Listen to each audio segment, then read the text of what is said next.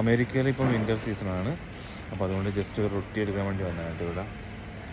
ആരോടും പറയാതെ ആണ് അമേരിക്കയിൽ വന്നത്. എന്തായാലും ബാക്കിയുള്ള എല്ലാ കാര്യങ്ങളും പിന്നീട് കാണിച്ചു തരാം. ഓക്കെ, ഇവിടെ ഏറ്റവും കൂടുതലും ബ്രെഡുകളാണ് കേട്ടോ ആളുകൾ കഴിക്കുന്നത്. ഏറ്റവും കൂടുതലും ബ്രെഡുകളാണ്.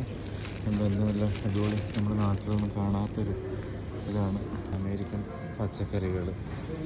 അയ്യോ എന്തൊരു രസമാണെന്നറിയാം. ഞാൻ ഇതുവരെ ഇത്തരത്തിലുള്ള വലിയ മുളകൊന്നും കണ്ടിട്ടേ ഇല്ല.